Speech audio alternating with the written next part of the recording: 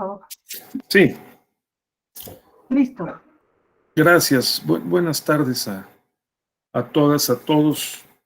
Me da gusto saludarles, reencontrarnos, ¿no? Y compartir algunas ideas y alguna información, reflexiones en torno a el tema que nos convoca con este diplomado en epistemología jurídica o la relación entre epistemología y derecho. Ya estamos adentrándonos en el estudio de las epistemologías metateóricas, como le hemos llamado, si quieren llamarle, sobre la teoría general del conocimiento, la cara interna de esas teorías, la nociología, o la cara externa, la epistemología, aplicada a las teorías en general y a las teorías jurídicas en particular.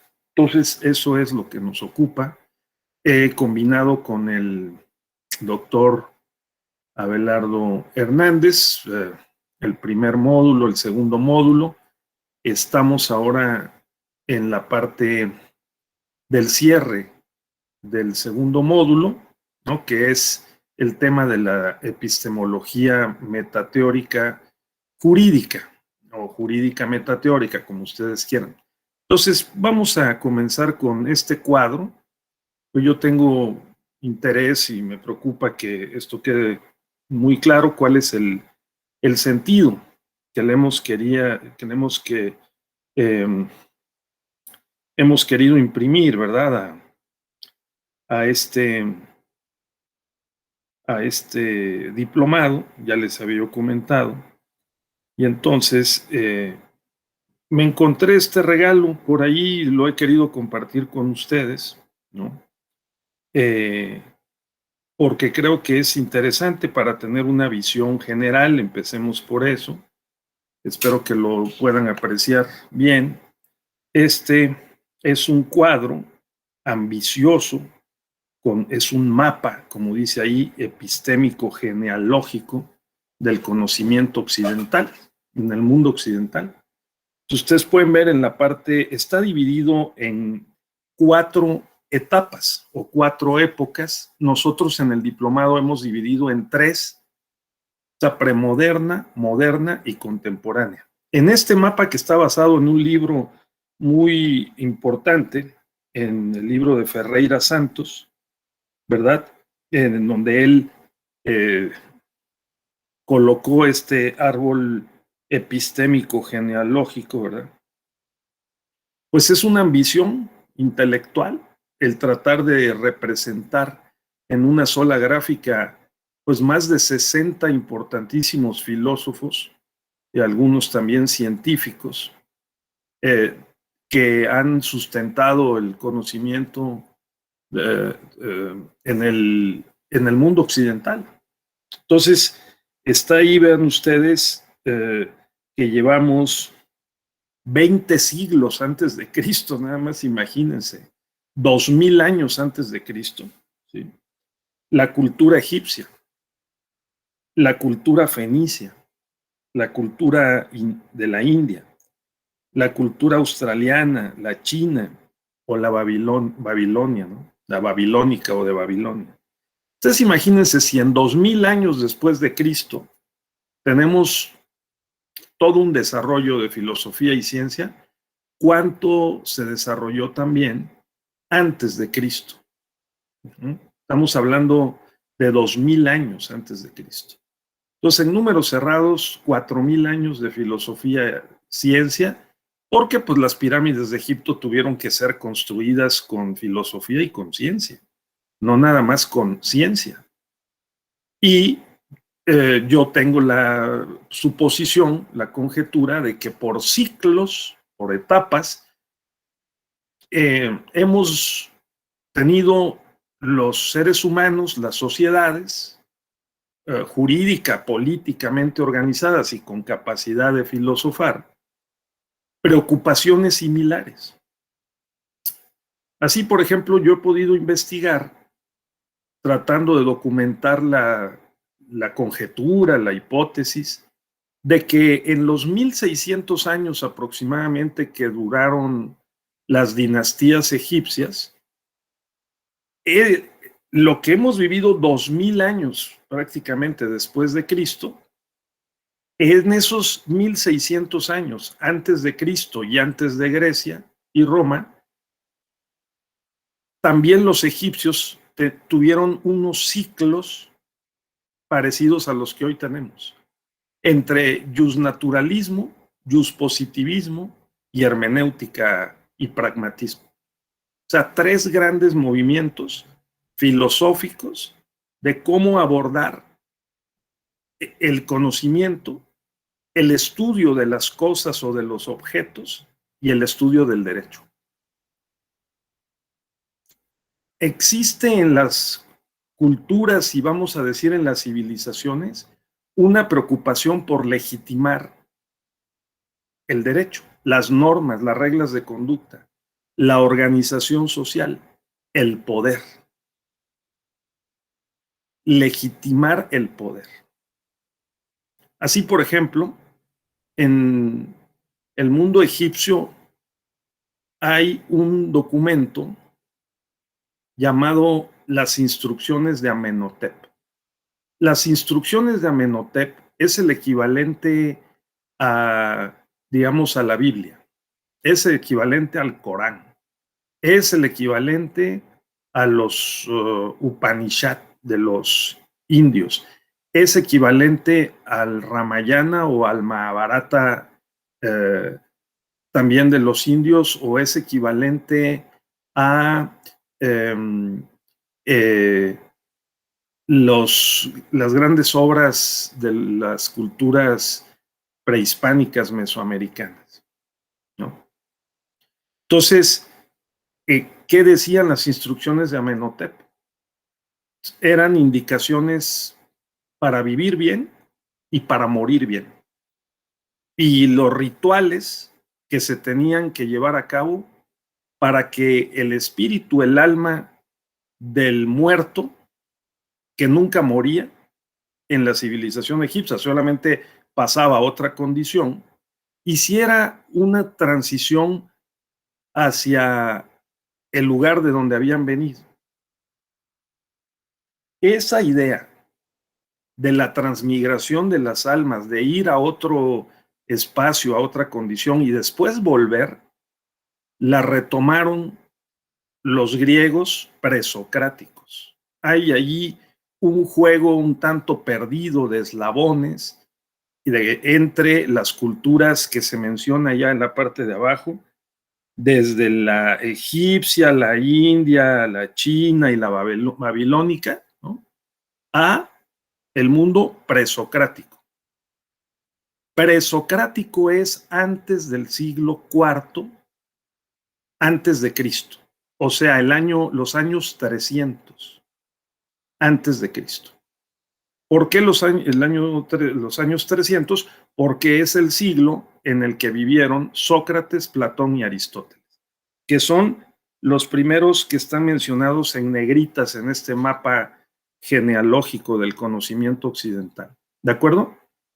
Compañeras, compañeros, esos tres son cruciales para nuestra civilización. Debimos tener un Sócrates, un Platón y un Aristóteles en las culturas mesoamericanas prehispánicas. No sabemos, ¿no? Para algunos pudo haber sido Quetzalcóatl, para otros pudo haber sido algún dios o alguna diosa que dejaban o escribían o había que interpretar en todo el panteón, ¿no?, todas las deidades aztecas. ¿Ustedes recuerdan? Pues que había muchas deidades y había seguramente grandes intérpretes, teólogos y desde luego juristas de esos designios o de esos mensajes o símbolos que se trasladaban a la cultura jurídica y al derecho. Este ha sido una constante cíclica en las culturas o civilizaciones, digamos, humanas conocidas. Un requerimiento o apelación, primero a la divinidad, a un ser extrahumano, suprahumano, para poder justificar primero el conocimiento y luego el derecho. Entonces eso es un primer punto. Y luego un segundo movimiento en el que el conocimiento, la ciencia y las normas jurídicas que regulan a la sociedad de que se trate se vuelven autónomas, se autonomizan, se separan de esa apelación o exigencia de legitimidad moral suprahumana, o sea, con base en unos designios, símbolos divinos, y se separa y se convierte en una esfera con su propia autonomía, el derecho. También el siguiente paso es la degradación de la civilización. La civilización egipcia, la civilización grecorromana y la civilización actual pasa por una tercera etapa o un tercer gran ciclo, que es la degradación. Y una búsqueda de nueva cuenta de ese asidero moral suprahumano, que es en lo que estamos hoy. Digamos, en la búsqueda de, otra vez, de esas justificaciones suprahumanas, porque parece que no fue suficiente, no fue posible organizarnos de manera autónoma, madura, vamos a decir civilizada, ¿no? Y lograr los fines de la ilustración, que es paz, libertad, igualdad, fraternidad, paz. No podemos estar en paz. Hay más guerras y violencia que no guerras y no violencia. Hay más conflictos que no conflictos. Hay una presunción incluso de que esta vez estamos rebasando la posibilidad de sustentación del planeta, de la naturaleza.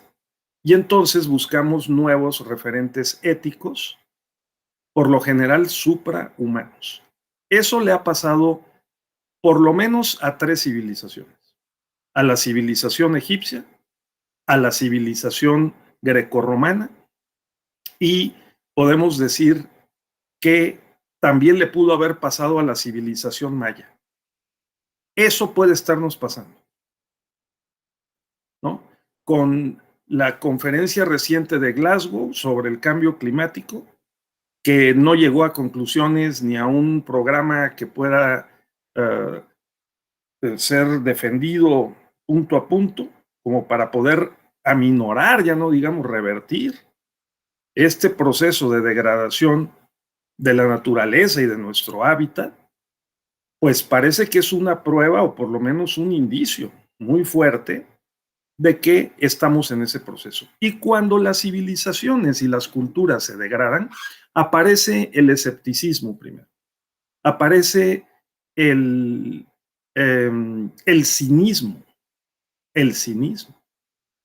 como una forma de expresar el desacuerdo, ¿no? La divergencia, el reclamo.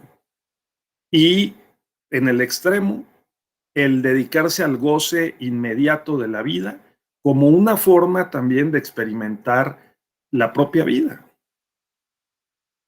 ¿no? Abandonar las grandes metanarrativas, que esa es la crisis de la posmodernidad, ¿no? Del momento actual, la crisis de los grandes relatos, tipo Marx, tipo Hegel, ¿no? Tipo Kant, tipo incluso en el siglo XX, con las grandes utopías comunistas, ¿no? Lenin, Stalin, ¿no? Mao, o sea, grandes utopías de cómo totalizar un esquema y una experiencia de vida para convertirla en algo, digamos, en una condición de bienestar generalizado.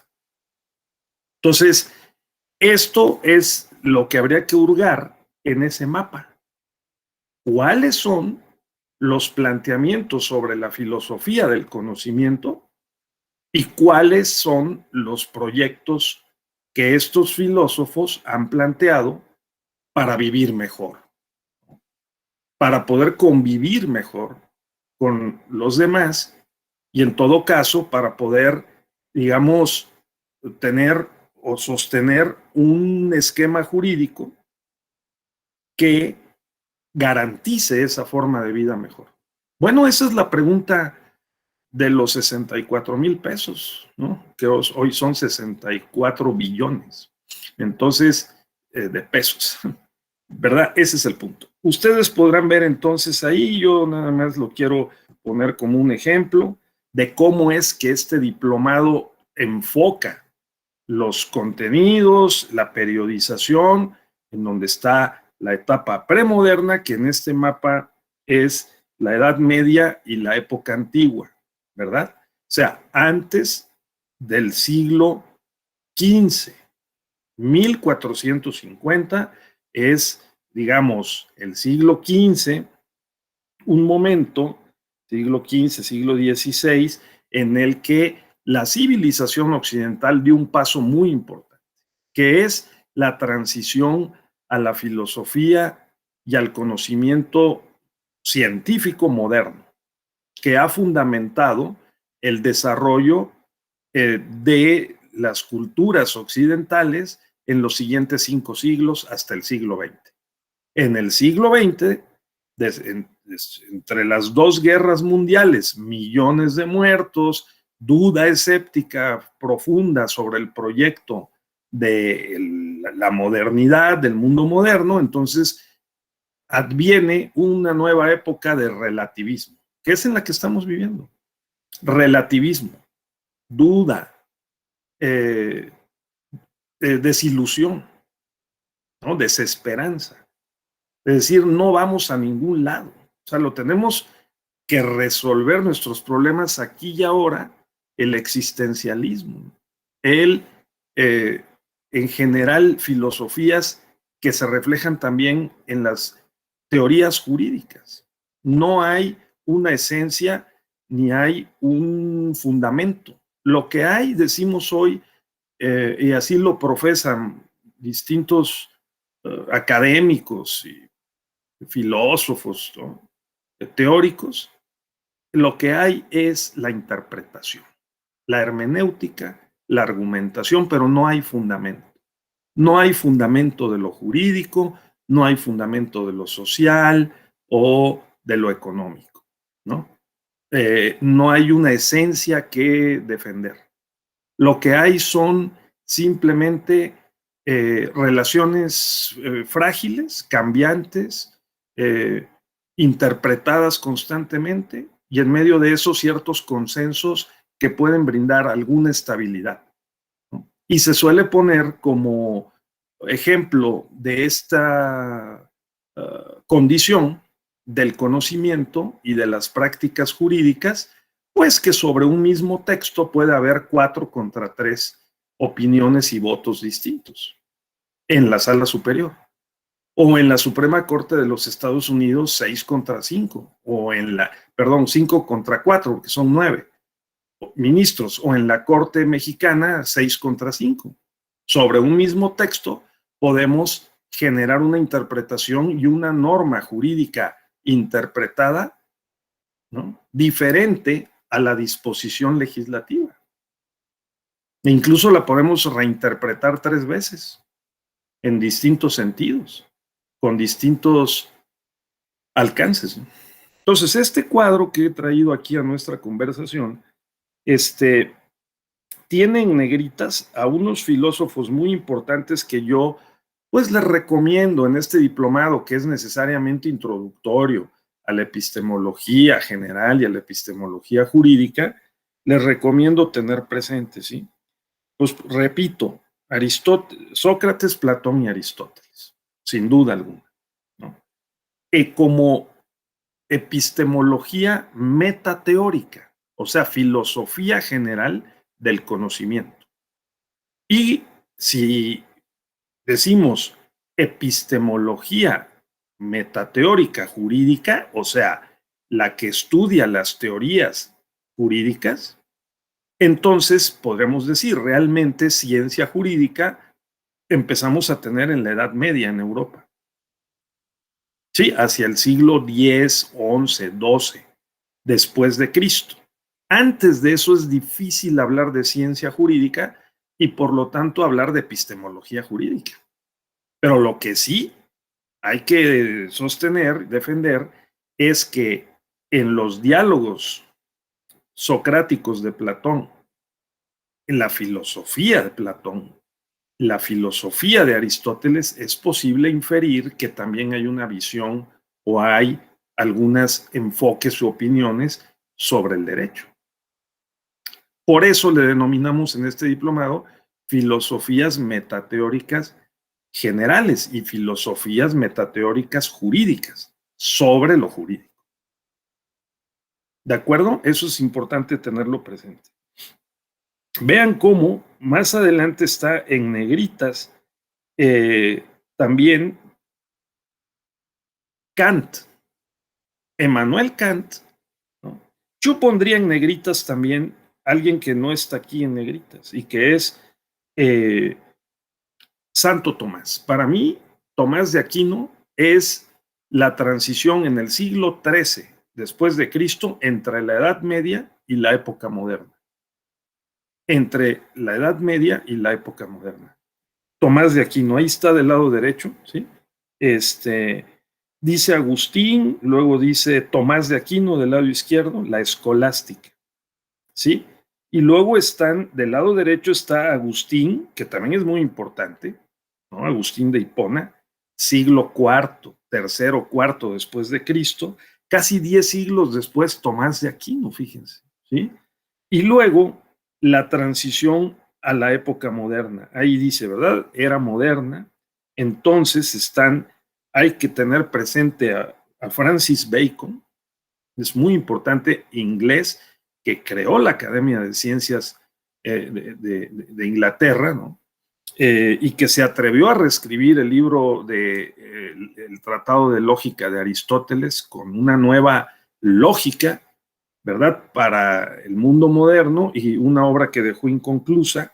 Y también René Descartes, ahí está del lado derecho, ¿no? Descartes, el francés, francés, pero que estudió dentro del Imperio Español, ¿eh? Estudió en la península, estudió con los jesuitas, René Descartes, con su obra fabulosa El discurso del método y las llamadas meditaciones cartesianas, es decir, instrucciones metodológicas para pensar mejor, pensar bien y no fallar lo menos posible, ¿verdad?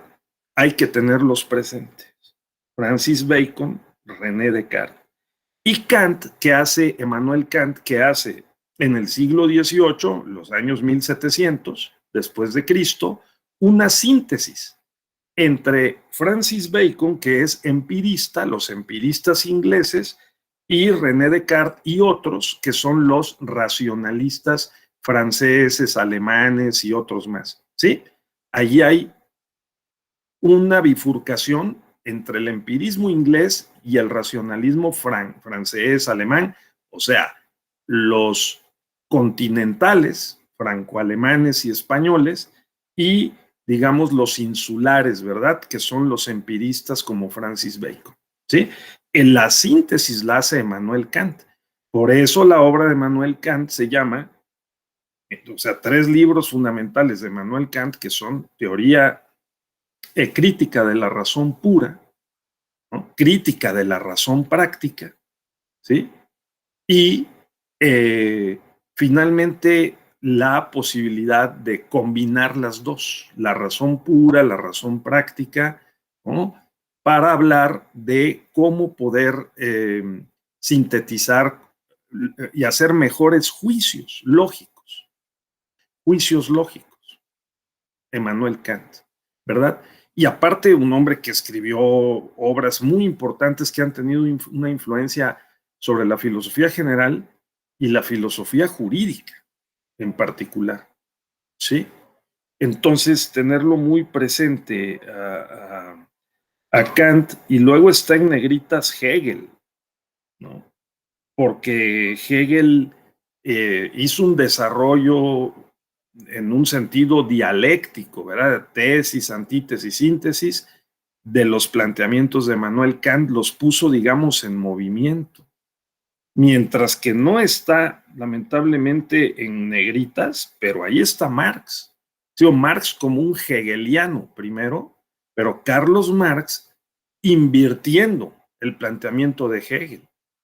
También la dialéctica, pero no una dialéctica idealista que preferiría Emmanuel Kant, sino una dialéctica materialista, ¿verdad? Como nos decía muy bien uno de nuestros compañeros, el materialismo histórico dialéctico. O sea, no bajar de deducciones y de ideas y de especulaciones o de una filosofía, una forma de pensar más racionalista, digamos, las consecuencias que pueden tener los pensamientos y los actos, sino al revés, inferir de los actos, de las conductas concretas, de la operación práctica que hacemos todos los días, nuestros pensamientos y de allí generar ideas generales y ponerlas en movimiento, teoría y práctica, ¿verdad? Digamos, estoy esquematizando y generalizando mucho, pero ahí están a la mitad del mapa, por un lado, eh, eh, Hegel y por el otro Marx, ¿sí? Entonces, creo que además es importante tener presente que en ese mapa han dividido, digamos, aparte de por épocas, también sostienen que hay una época de mitos y de dogmáticos, una época racional metafísica que va de Sócrates, Platón y Aristóteles hasta los albores de la modernidad, o sea, Agustín y Santo Tomás de Aquino, y luego en la época moderna está el criterio o el modelo filosófico y epistémico, o sea, de la forma de conocer, ¿sí? El científico experimental, y yo diría que también científico racional, no nada más científico experimental, ¿sí? Y después está, ahí voy ahorita a dar la palabra, el dialéctico fenomenológico. Es poner las ideas y la práctica en movimiento, en acción y reflexionar sobre cómo es que evolucionan las sociedades y nosotros los seres humanos cómo evolucionamos junto con las sociedades y desde luego qué papel juega el derecho, ¿sí?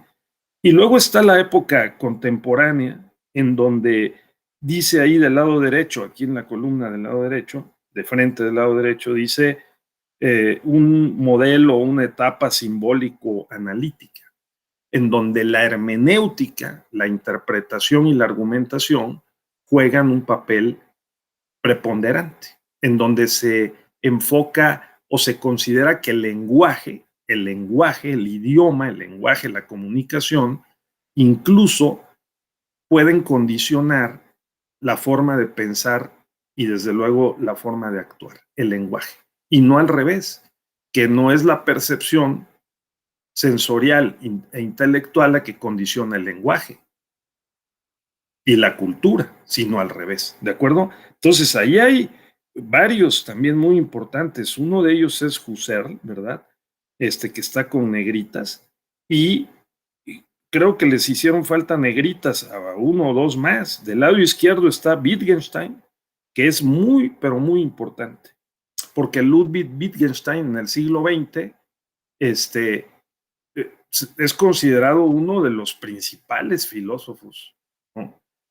Uno de los autores del llamado giro lingüístico, esto que estamos diciendo, de que no es ya la mente, la razón o la experiencia la fuente del conocimiento y la que determina la forma de pensar y de actuar, sino el lenguaje y la comunicación. Y esto es cambiante.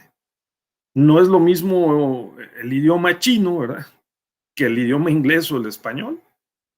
Y conforme conocemos más idiomas, entonces podemos tener una influencia sobre nuestra mente y nuestra conducta. El niño que aprende inglés, pues se representa el mundo de otra manera y con otras palabras. Podemos coincidir y tener comunes denominadores. La respuesta hoy es que sí. Hay unos que dicen que no. Y dependiendo de cuál sea esa respuesta, habrá más o menos, digamos, consensos, desde luego, y también posibilidad de identificar, pues si no esencias, sí referentes que nos sean comunes y que podamos compartir.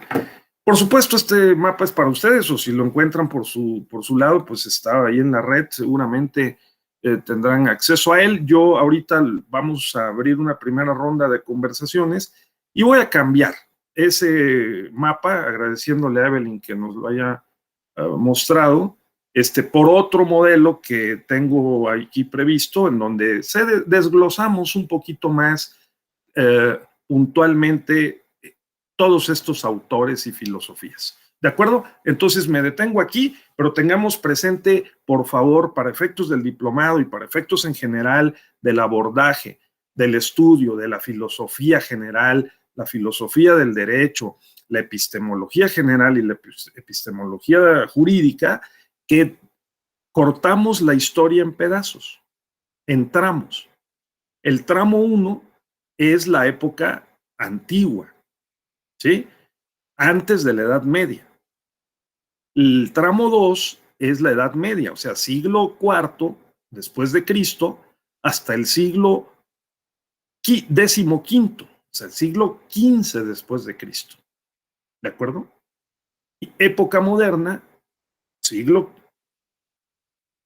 XV, siglo XV, hasta mediados del siglo XX, o sea, 1950. Entre las dos guerras mundiales. No habíamos tenido dos guerras mundiales en menos de 25 años. Dos guerras mundiales pues, indican para muchos historiadores y filósofos que fue la liquidación de la época moderna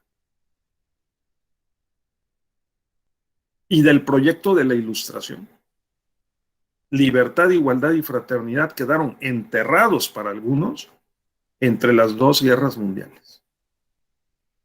Y de 1950 a 2021, la apertura de una nueva época, que es la alta posmodernidad, o la transición a un mundo contemporáneo que nos ofrece un desorden perfecto. No le podemos poner orden, sobre todo después de la caída de la Unión Soviética y el fin de la Guerra Fría. El reascenso de China, Rusia, y desde luego la defensa media decadente de Estados Unidos y los mexicanos pegados al sistema norteamericano de la economía mundial, lo cual nos plantea muchos retos en todos los niveles y en muchos aspectos, ¿no? Porque tenemos que estudiar mucho, para poder primero entender, comprender y poder ofrecer respuestas al papel que pueda jugar México en el siglo XXI. Y eso pasa por la filosofía, pasa por el derecho, la ciencia jurídica, en general las ciencias sociales y por supuesto que las ciencias naturales y exactas. O sea, por las ciencias en general. Yo creo que este es el momento contemporáneo y tengo la impresión de que si no todos, muchos de ustedes por eso están aquí en el diplomado. Y nosotros tenemos la preocupación, maestro Abelardo, José Ramón, los directivos de la escuela, otros compañeros que compartimos esta preocupación, pues por tratar de armar este diplomado, entre otros, y coadyuvar a la mejor comprensión del fenómeno social en general y del fenómeno jurídico en particular. Muy bien, ahora sí me callo y les doy la palabra a ver qué opinan en la primera. Ese primer planteamiento y, digamos, replanteamiento de lo que habíamos visto en la sesión aquella en la que estuvimos juntos la semana pasada. Adelante, ¿quién pidió la palabra, por favor?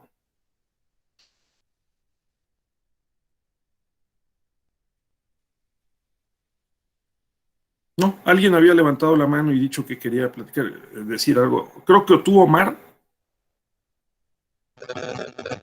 Sí, estaba tratando de acordarme. Se te escucho con ruido, Omar, no sé si nos ayudas. ¿Así? Sí, ahora sí, mejor. Y si apagas el video, tal vez mejor.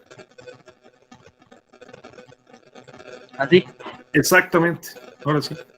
Ok. Por ahí comentó sobre el procedimiento deductivo y el inductivo y me acordé de la película de Sherlock Holmes, donde dice, no dejes que las teorías quiten los datos, más bien que los datos construyan las teorías, ¿no? O sea, no puedes, tienes que hacer ladrillos con arcilla, no arcilla con ladrillo. Sí. Les recomiendo un libro que puede estar en la red disponible, lo voy a poner aquí en el chat, que se titula así, El arco del conocimiento.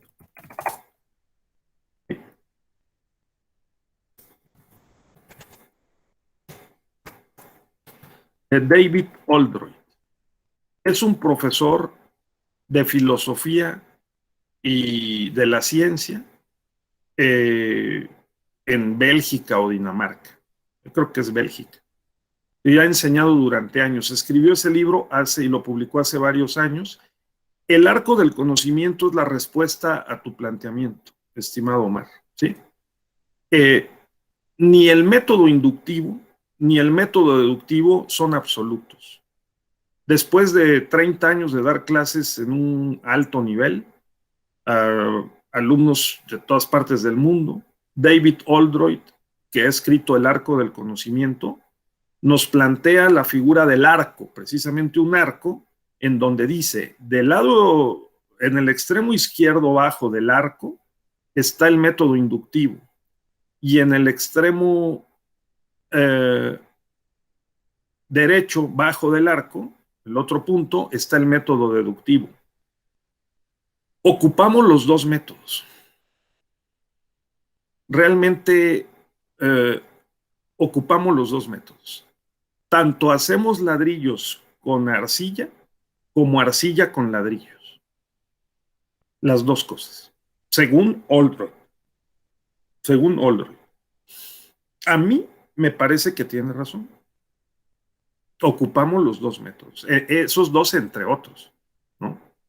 Y esto, pero muy buena tu observación, tu planteamiento, Omar, porque este es uno de los principales temas de la filosofía del conocimiento desde los socráticos, ¿sí? Desde la época en que se planteó maestro y discípulo, que fueron Platón y Aristóteles. A sus 17 años, Aristóteles fue discípulo de Platón, ¿sí? Y objetó a su maestro, precisamente por el método y por algunas de sus teorías. Entonces vamos a regresar, ¿de acuerdo? Y vamos, dado que nos corresponde estudiar en el día de hoy, las, la epistemología jurídica, metateórica, premoderna y moderna, es la segunda sesión de este módulo. Mañana vamos a ingresar a la epistemología metateórica jurídica contemporánea y tenemos 2 sesiones para ese efecto. Entonces vamos a regresar y yo les voy a plantear para que haya un cierto orden y que dentro de ese orden, con todas nuestras limitaciones de tiempo, ¿verdad? Y seguramente de conocimiento, porque nadie domina todo, es imposible, pero sí pistas para poder pensar, ¿sí? Y para poder desarrollar nuestros intereses intelectuales, académicos y profesionales. Eso sí creo que lo podemos hacer. ¿De acuerdo? Pero te felicito, Omar, porque es muy perceptivo lo que dijiste y muy interesante. ¿Alguien más tiene algún comentario al respecto?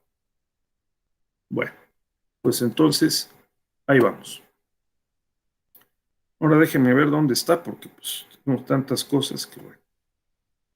Este, em,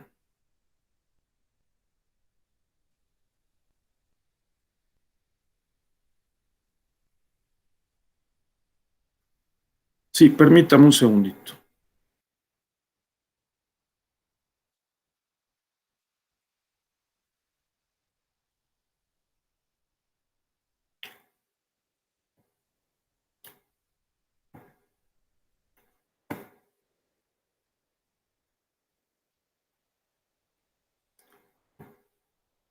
Voy.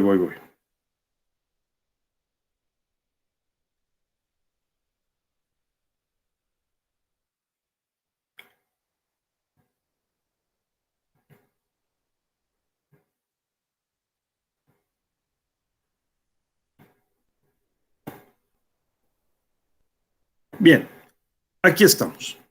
Entonces vamos primero a regresar acá.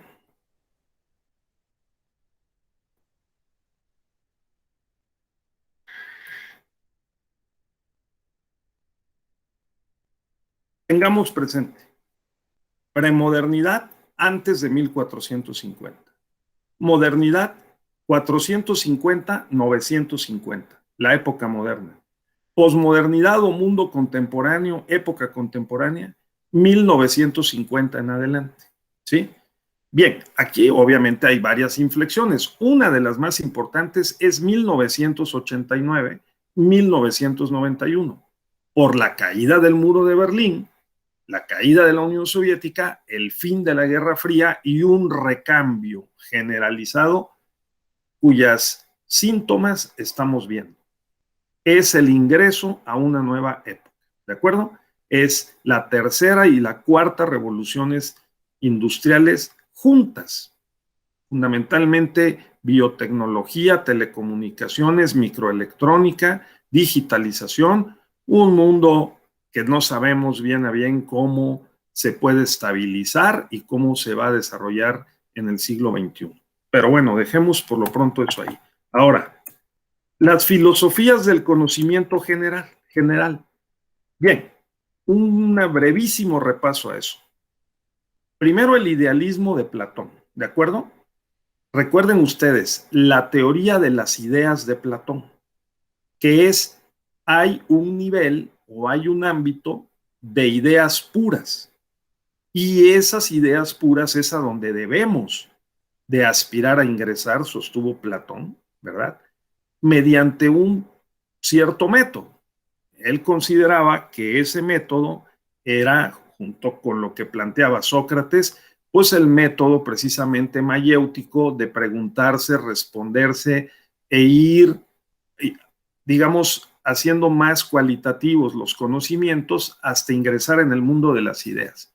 Particularmente, Platón estableció en 3 diálogos que son muy importantes, yo creo que son 4 diálogos socráticos, sus teorías del conocimiento, ¿sí? La teoría de las ideas, incluso la alegoría de la caverna. El primer diálogo que les recomiendo tener presente es el banquete. En el banquete, allí, en ese diálogo, Platón, eh, se refiere, dije el banquete, perdón, es el simposio. En el simposio, simposio, Platón se refiere y conversa con otros interlocutores a la belleza. Y comparando personas, que si son bellas, ¿por qué son bellas? Llegan a abstraer un concepto de la belleza, ¿verdad? Entonces, ojo, porque el método utilizado es precisamente, compañero Omar, un método inductivo, porque de comparar características de la belleza de diversas personas, lo que se considera bello, llegan a abstraer y a generalizar o a establecer una idea de belleza. Y esa idea de belleza debería estar presente en todos los que se consideraran bellas o bellos, que es lo que tú dijiste, la inducción primero y luego la deducción después. Son dos operaciones que hacemos. En el Menón, otro diálogo socrático, allí Platón desarrolló la teoría de las ideas preexistentes. Esto significa que Platón, por eso todavía decimos, es un amor platónico, ¿no? Es un amor, digamos, como especulativo, que no tiene una base real. No hay realmente elementos para sostener ese amor. Es un amor platónico, ideal, ¿no? Es su amor platónico, decimos, ¿no? Entonces, dice Platón, bueno, pues eso, ¿no? Eso es que tú, como dijo Octavio Paz, una de las cosas que me gusta de Octavio Paz, otras no, pero esta sí, amar no es conocer a alguien, sino reconocerse en alguien. Eso es. Cuando alguien ama a alguien, es porque reconoce en ese alguien elementos que ya conoce. Y entonces reconocemos en ese otro lo que nosotros creemos conocer probablemente de nosotros mismos o de alguien más a quien hemos amado mucho. Y ojo que puede ser la mamá, el papá o alguna otra figura influyente, ¿no? Entonces, cuando conocemos, amamos a alguien, realmente reconocemos en ese alguien algo. Dice Platón en el Menón, la teoría, lo que se conoce como la teoría de las ideas preexistentes y la teoría de la reminiscencia. Nosotros ya sabemos, nosotros desde que nacemos tenemos en la mente, pensaba Platón, ¿sí?, los semillas del conocimiento. Lo que tenemos que hacer es recordar. Y para recordar existen métodos, ¿sí?, de tal manera que podamos hacer que revivan, vamos a decir, esos conocimientos y que se vuelvan vigentes. Eso hoy podríamos decir, ay, Platón, ¿no? O sea, debiste vivir en el siglo XXI, pero ojo, porque hoy se considera que hay predisposiciones cognitivas. O sea, con base en las neurociencias, hoy sabemos que la genética hereda precisamente determinadas predisposiciones, y no solo individuales, sino colectivas. O sea, los italianos tienden a ser de cierta forma y a pensar y a actuar de cierta manera, hasta en el fútbol, ¿no? Los chinos también, los mexicanos también, solemos cada vez perder más contra Estados Unidos, algo debemos tener, ¿no? Entonces, a ver si hoy cómo nos va en la noche, ¿no?, contra Canadá, pues, ¿no? Entonces, algo pasa ahí, dice Platón, que lo que hay que hacer es recordar la teoría de la reminiscencia, ¿sí? Desde que nacemos traemos con nosotros ciertas predisposiciones, y hoy las neurociencias lo confirmarían. ¿De dónde sacó Platón eso? Algunos dicen, bueno, es que tenemos cortado el eslabón, no, tenemos un eslabón perdido, que es el puente entre esas 4 o 5 civilizaciones previas, 1500 años antes de Platón, ¿no?, que son Egipto, Babilonia, la India, China, ¿no?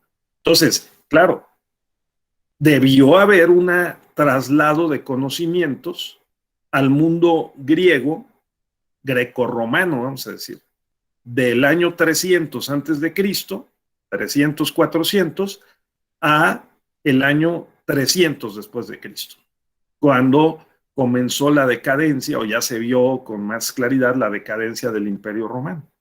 ¿De acuerdo? Entonces, el Menón es muy importante. Otro diálogo fundamental es la República, porque en la República, Platón, con base en sus diálogos y su conocimiento que abrevó de Sócrates, planteó la diferencia que para nuestro diplomado es fundamental, compañeros, entre doxa y episteme, entre la mera opinión y la opinión justificada y garantizada.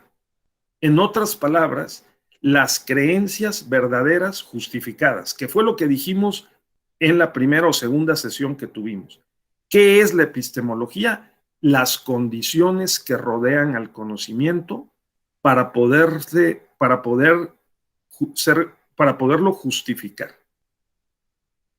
¿Qué es la epistemología? Es la disciplina filosófica que puede determinar bajo qué condiciones una creencia verdadera, que pensamos que es verdadera o sostenemos que es verdadera, está justificada. ¿De acuerdo? Entonces, en este diálogo en la República, Platón, digamos, describe cuál es la diferencia entre tener una opinión, tener conocimiento y, claro, su teoría de las ideas puras, es decir, tener ideas puras. Pero si no tenemos epistemología, no podemos ascender al mundo de las ideas. Y sin ese mundo de las ideas no podemos realmente conocer. ¿Sí?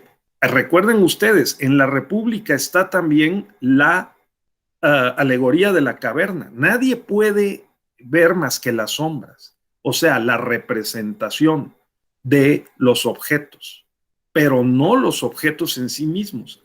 Eso corresponde a la ontología, ¿verdad? No a la epistemología. La epistemología nos permite ponernos unas gafas para poder ver los objetos y los vemos no como son en sí, porque no podemos entrar dentro de la silla ni dentro de la otra persona para ver cómo ella o él está viendo el mundo.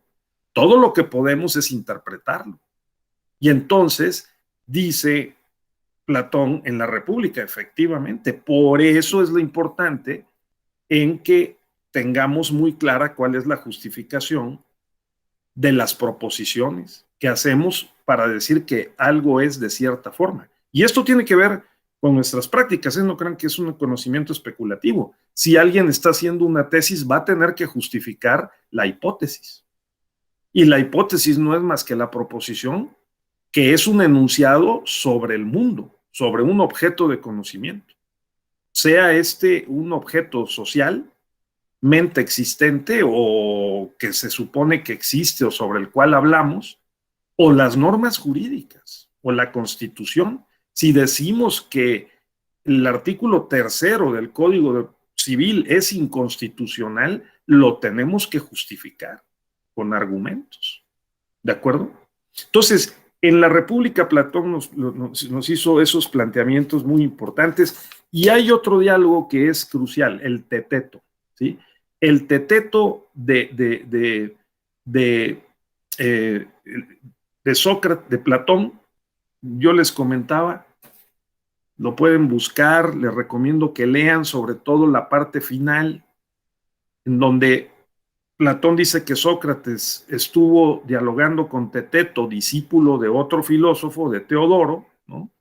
Y Sócrates empieza diciéndole a Teteto que él es hijo de una partera, y Sócrates era hijo de una partera, ¿sí?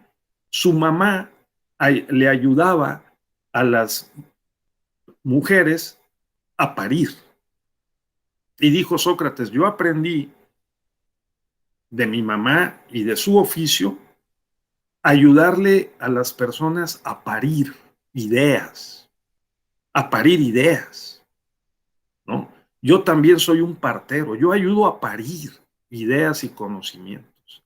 Y entonces empieza a cuestionar a Teteto y le empieza a preguntar si considera qué considera que es el conocimiento y lo va contra preguntando y cuestionando. Teteto le dice que el conocimiento puede ser una opinión, puede ser una explicación, puede ser una descripción, ¿no? Y Sócrates lo va controvirtiendo una y otra vez, hasta orillarlo a asumir y a razonar y asumir que el conocimiento debe ser algo como una creencia verdadera justificada. Y porque es justificada es porque tenemos que aportar los datos, las garantías, los avales de esa creencia. ¿Qué es lo que nos piden? Nos piden en la demanda, en la contestación de la demanda, le piden al legislador, le piden al administrador, le piden al juez, el secretario de estudio y cuenta. Todos tenemos que justificar, ofrecer no solo proposiciones, sino datos y garantías o avales que sostengan los datos y la proposición. Eso es lo que nos piden en una tesis académica. ¿De acuerdo? Es un mundo por del derecho, y no solo el del derecho, en el que nos están siempre solicitando garantías. Las garantías de nuestro dicho, que diga que es cierto como lo es, a ver si realmente sabe, ¿no? O que sabe y le consta. O sea, ¿por qué nomás dices que sabes? No, no, ¿por qué te consta? ¿Cómo te consta? Es un mundo de garantías. Entonces, Platón, en el Teteto, concluye dialogando con Teteto y lo convence y le deja la inquietud de que el conocimiento no es opinión o explicación, es una creencia verdadera justificada. Y en la justificación crece la posibilidad o la importancia de la lógica y crece la importancia de la interpretación y la argumentación. Bien, eso es Platón en términos generales, lógicamente. No se puede estudiar a Platón leyendo un solo diálogo, hay que leer para la teoría del conocimiento, vamos, la epistemología, ¿sí? O la teoría del conocimiento de Platón y Sócrates, pues hay que leer 4 diálogos, ¿sí? Simposio, como dijimos, ¿verdad? Menón, y luego leer la República y el Teteto por lo menos. Eso es.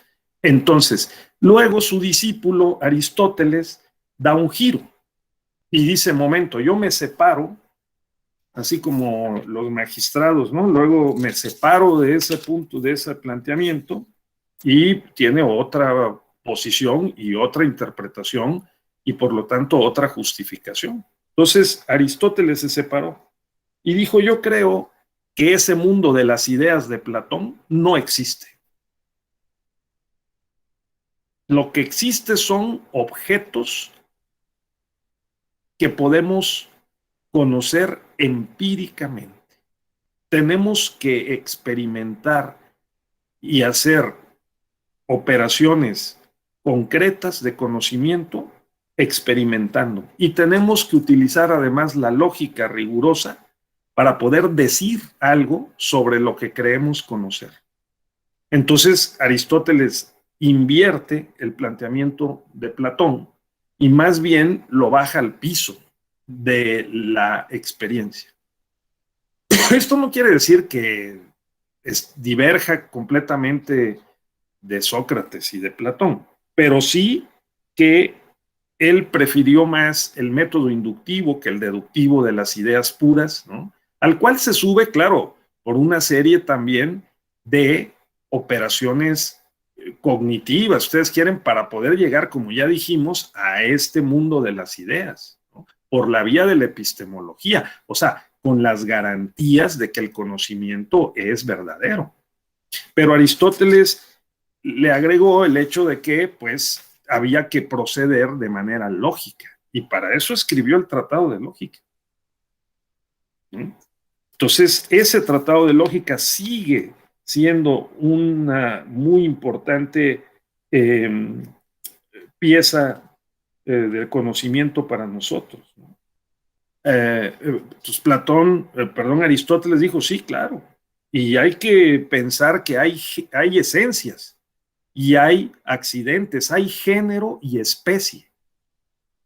Así, por ejemplo, pues se hizo toda una construcción de un árbol, vamos a decir, genealógico de géneros y especies. Entonces, por ejemplo, hay normas, que es el género. Sí, pero hay normas jurídicas, que es una especie de las normas. Y hay unas normas morales, que es otra especie de las normas.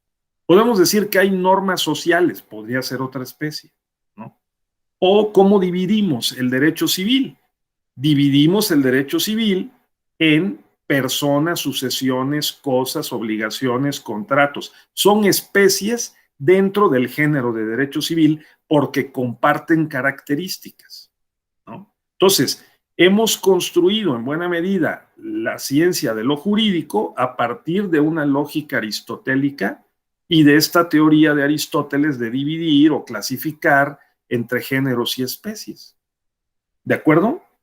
Entonces, esa es una posibilidad y ya hacer eso nos puede ayudar, hasta cierto punto nos puede ayudar. Tiene sus límites, seguramente tiene sus límites, pero no hay que echar por la borda la lógica formal aristotélica, porque también nos sigue siendo de utilidad, ¿verdad? Por ejemplo, la teoría de la causalidad de Aristóteles, que también es un precedente, aunque remoto y probablemente ya superado, pero sí muy importante. La diferencia entre causa material, causa eficiente, ¿no? Causa formal o causa final. ¿De acuerdo? Que hay que tener presente y estudiar cuando haya más tiempo, despacio, reflexionarlo. ¿Cuál es esta teoría de las causas o de la causalidad de Aristóteles? Para poder explicarnos la sociedad, la política, el derecho. ¿De acuerdo? Entonces, eso también tener presente, así como Platón la teoría de las ideas, pues Aristóteles la teoría de la causalidad y por supuesto la lógica, ni más ni menos. Entonces, tengámoslo presente, por favor. Además, a Aristóteles se le menciona sin que haya legado, porque si lo buscan en internet lo van a encontrar, pero muy despedazado, fragmentario, el primer estudio o análisis comparativo sobre las constituciones de las ciudades-estado de su tiempo, o sea, de Atenas, Esparta y otras más, ¿sí? Aristóteles dijo, para conocer las constituciones, cómo están organizados los gobiernos, que a eso le llamó constituciones, hay que ir a visitar las ciudades. No que te digan, ni que lo leas en un documento, ¿no? Llamado constitución o ley. Hay que ir presencialmente a verificar, a observar. Y entonces sí podemos sacar unas conclusiones que sean más sólidas, ¿no? Si hacemos esa operación. Es decir, un método empírico más que un método solamente racional y de diálogo como el que planteaba Platón, ¿no? Eso es. Bien. Entonces, eso tenemos. Luego el estoicismo de Zenón, el escepticismo de Pirrón, ¿no? O el cinismo incluso de Diógenes, que han pasado a la historia como estas tres actitudes filosóficas y sobre el conocimiento de una época en donde ya la cultura grecorromana se está degradando, ¿no? En donde la idea es decir nada se puede conocer. Si conocemos, podemos conocer lo mínimo. Y más bien que no nos quiten el tiempo porque nada se puede conocer. Lo único que se puede conocer es lo que sentimos de inmediato.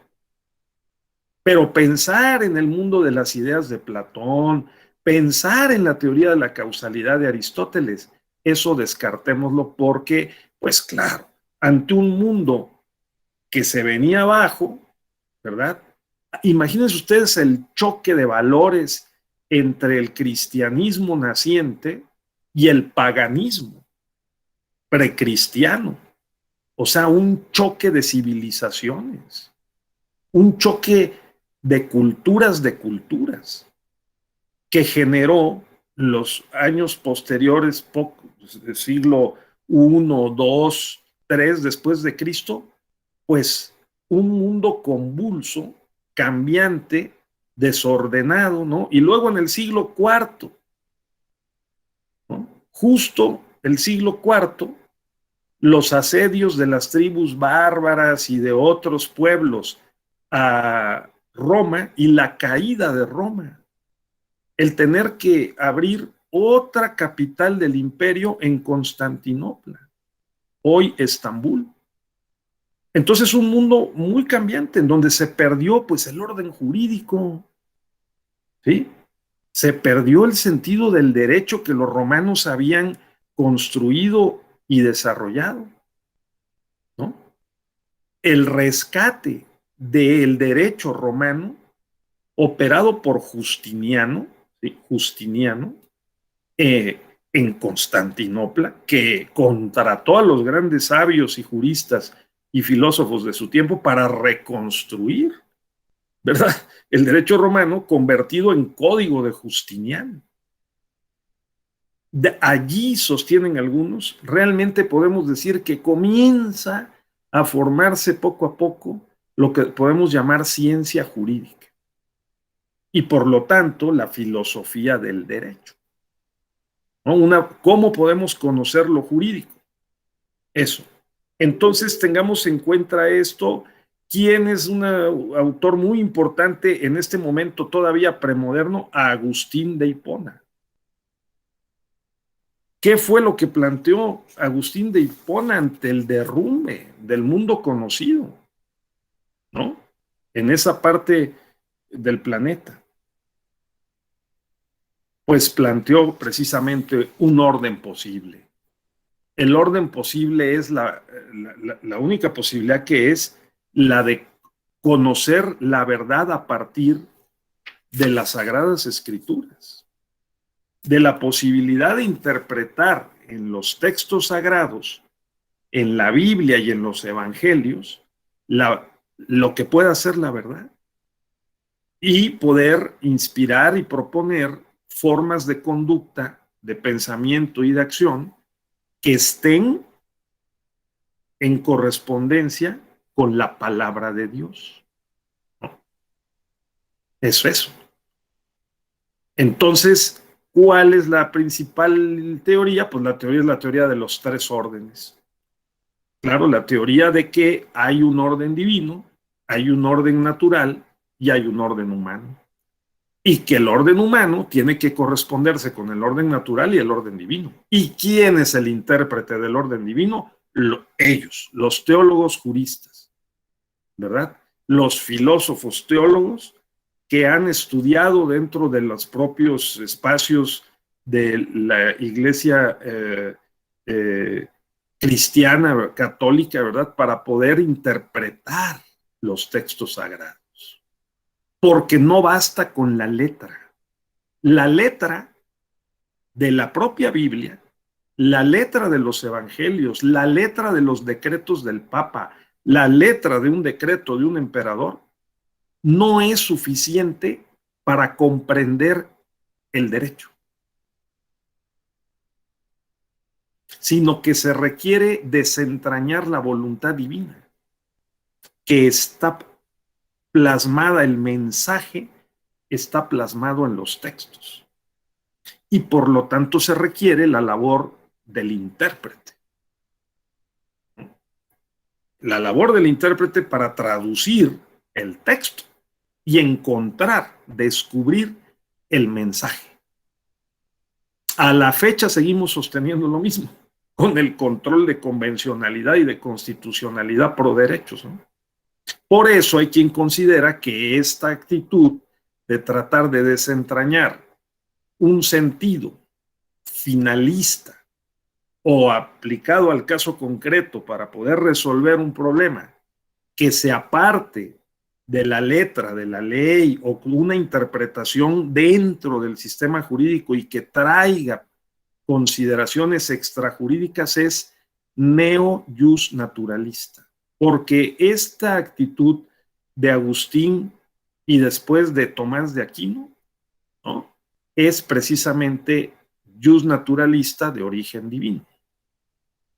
¿Por qué? Pues porque se considera que es lo conforme con el derecho natural, que es común a personas que son todas hijas o hijos de Dios, ¿sí?, que tenemos una naturaleza divina, ¿verdad?, humano pero divina, ¿sí?, que podamos acceder al mensaje o a los mensajes de Dios a través de la interpretación que hagan los teólogos juristas, teólogos en general y teólogos juristas en particular, sobre esos textos. Sí se entiende, ¿verdad? No, espero no estar aquí diciendo cosas que ustedes consideren que que es una locura. Bien, entonces, ahora, vamos avanzando por razones de tiempo, no puedo más que mostrar eh, estampas, ¿sí?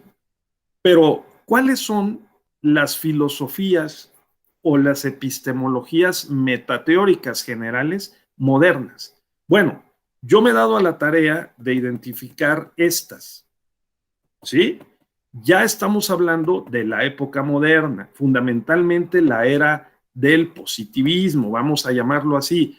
Las premodernas son prepositivistas, las modernas en términos generales son positivistas, las contemporáneas o posmodernas son pospositivistas o hermenéuticas, ¿de acuerdo?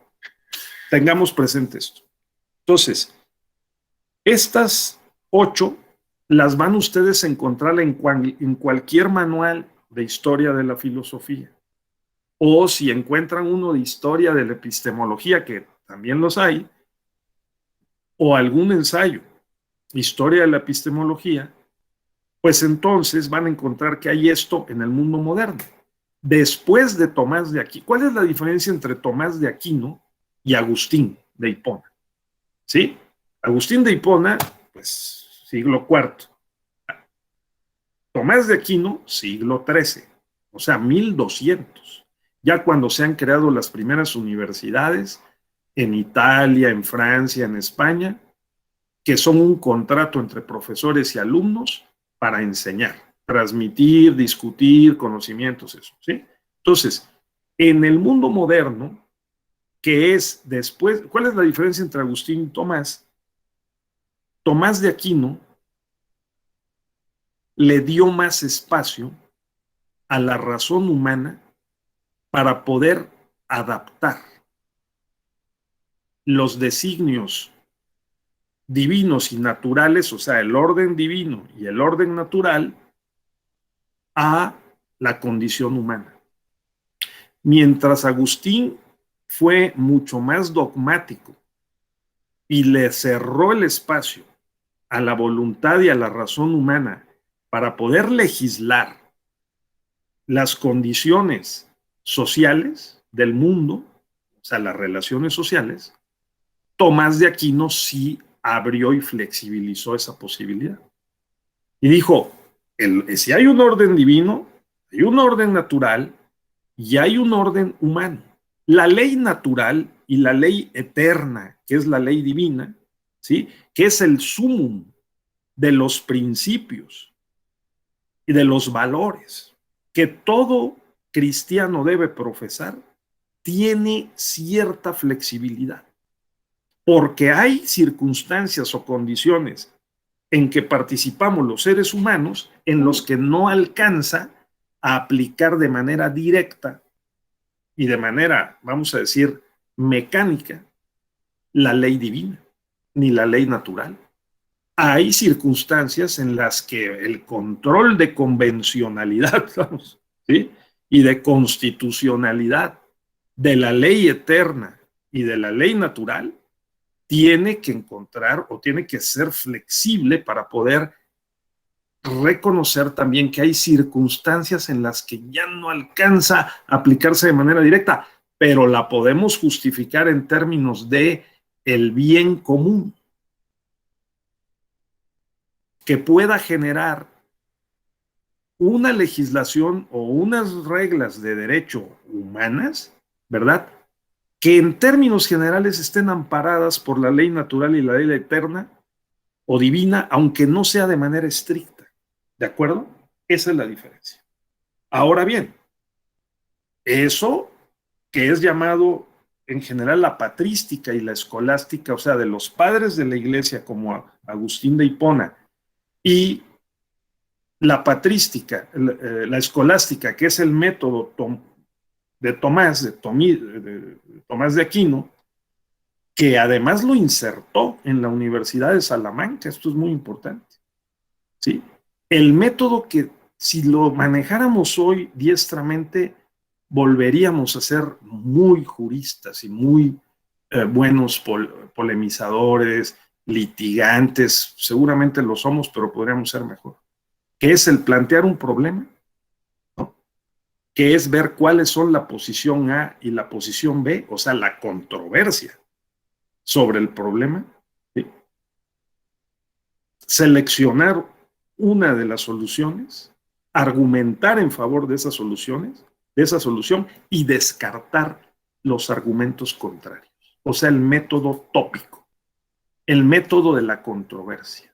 Y así es como se daba clase. Un método vigente por siglos, ¿sí? O sea, y que todavía sus restos los utilizamos. Nosotros solemos dejar lecturas, leer, o sea, como estamos haciendo aquí, primero decimos, oye, mira, hay un planteamiento de que hay época premoderna, época moderna, época posmoderna, luego yo argumento en favor de eso, ¿verdad? Y digo, sí, la época premoderna es hasta tal año, la época moderna, la época posmoderna, aquí están estos autores, comparten estas características, y luego puede haber una controversia. Yo estoy planteando esto y estoy argumentando a favor de esta forma de entender la historia de la epistemología, ¿sí? Que es de la filosofía del conocimiento. Y ustedes pueden controvertirme. Y luego podemos tratar de rebatir los argumentos de unos y de otros y sacamos conclusiones. ¿Es complicado el método tomístico? Pues no, es algo muy sencillo, muy asequible y muy práctico, nada más que sí hay que ponerse a analizar, a estudiar y a ordenar cuáles son estos esquemas, ¿no? Argumentativos. Entonces, ese método da paso, el método escolástico da paso a otras formas de pensar y de justificar las creencias que consideramos verdaderas. ¿Sí se dan cuenta? Porque Agustín dice, si quieres justificar la creencia de que el derecho es bueno, tiene que estar estrictamente apegado al derecho natural y al derecho divino. Dice Tomás, ¿quieres justificar la creencia de que el derecho es verdadero? O sea, que vale, que es legítimo, que es válido, ¿no? Y debe ser eficaz. Pues entonces acomódalo más a las circunstancias humanas, amparado en términos generales en la voluntad divina y natural que tiene que ver con el bien común. Con el bien común. ¿De acuerdo? Si persigues el bien común, entonces podemos justificar una norma jurídica porque está amparada por el derecho natural y la ley eterna. Y sigue siendo justnaturalista. Santo Tomás, nada más que le abre un espacio racional a la decisión, a la voluntad y a la decisión humana, digamos, ¿no? Sí se entiende, ¿verdad? Lo que estoy tratando de decir, Omar, ¿sí? Bueno, porque tú eres mi referente, ya que te soltaste a hablar hace un rato con una magnífica observación, pues ahora tienes que ser responsable, ¿sí? Pues voy a estar dialogando contigo porque ahora se me están quedando muy calladas las compañeras y los compañeros. Bueno, pero entonces vamos a ver este cuadro rápidamente, ¿sí? El racionalismo de René Descartes. Hay hasta películas y muy buenas, ¿eh? En 3 partes ustedes pueden buscar René Descartes y verse las 3 partes de la vida de René Descartes, ¿sí? Pero para no invertirle mucho tiempo, porque no podemos, René Descartes es el creador, digamos, del planteamiento filosófico epistémico de que el origen del conocimiento es la razón, ¿verdad? Pienso, luego existo, la razón. Alguien decir, ay maestro, pero por favor, pero ¿quién que piense, que no piense puede existir? Pues puede ser que sí, ¿no? Ahora dicen googleo, luego existo. Facebookeo, luego existo, ¿no? O tuiteo, luego existo y unos dicen, sí, y luego piensas. No, primero tuiteas y luego piensas. No. Primero hay que pensar y luego hay que tuitear, aguas. Luego entonces, René Descartes es el autor de una obra famosísima llamada El discurso del método. Y en ese discurso del método, René Descartes dijo, ahí les va un conjunto de planteamientos y unos pasos que hay que seguir para no fallar, para que no nos dejemos llevar por la opinión general, para que no nos dejemos llevar por los dogmas, para que no nos dejemos llevar por lo que dice el público, ¿no? Y para que nuestra propia mente no nos engañe. Tenemos que tener la mayor certeza o seguridad de que lo que decimos es verdad. Y para eso necesitamos un método. Entonces, leer el discurso del método es fundamental para entender mejor cómo fue el paso del mundo medieval y del método escolástico al mundo moderno y el método científico. ¿De acuerdo? El racionalismo cartesiano. Con la razón podemos hacer varias operaciones y podemos descomponer lo complejo en más simple, clasificar, analizar parte a parte, luego reintegrarlo todo y volver a hacer una generalización, revisar parte a parte todo lo que vamos a decir, descomponer en puntos o en incisos o en fracciones o en números todos los pensamientos que puedan ser complejos y todos los textos y vamos a ordenarlos y vamos a ser cuidadosos y ordenados en lo que estamos tratando, en lo que pensamos y en lo que decimos. ¿De acuerdo? Porque lo tenemos que justificar. Por el contrario, ahí enfrente del mundo continental francés, los empiristas ingleses, Francis Bacon, John Locke, dijeron, un momento, lo único que podemos conocer es lo que nuestros sentidos captan. Antes de que la razón haga su trabajo, primero captamos los objetos externos a través de los sentidos. Si no hay sentidos de por medio, no hay conocimiento. El origen del conocimiento es la experiencia. Si no practicamos, si no ensayamos, si no experimentamos, no podemos verdaderamente conocer. ¿De acuerdo? Si nada más razonamos, asociamos ideas, hacemos, si ustedes quieren, inducciones, deducciones, no es suficiente. Tenemos que ser muy cuidadosos en percibir, registrar sensorialmente y cuidar cómo subimos esas percepciones sensoriales a la operación mental. ¿Sí? ¿Cómo hacemos inferencias inductivas? A partir de varios casos particulares podemos compartir, identificar sus características comunes y hacer una generalización. ¿De acuerdo? El empirismo, las regularidades de los fenómenos que se presentan en la naturaleza, que podemos aislar y reproducir en un laboratorio, nos permiten una mayor certeza y seguridad sobre lo que pensamos y lo que vamos a decir en relación con esos objetos. Pero si no hay experiencia, no hay conocimiento. ¿Sí? Entonces, ensayos sobre el entendimiento humano, Francis Bacon, la nueva Atlántida, el nuevo tratado de lógica que pretendió superar a Aristóteles y que no terminó, son todos esfuerzos para poder estar seguro, ¿sí? Mantener una certeza mayor sobre la creencia que pensamos que es verdadera. O sea, justificar mejor lo que creemos que es verdad. ¿De acuerdo, Omar? ¿Sí? Sí. Muy bien. Y luego, Emmanuel Kant, el trascendentalismo kantiano. En el siglo XVIII, todos estos son siglo XVI, XVII y XVIII, ¿sí? Emmanuel Kant que dice, momento, son las dos cosas, ¿eh?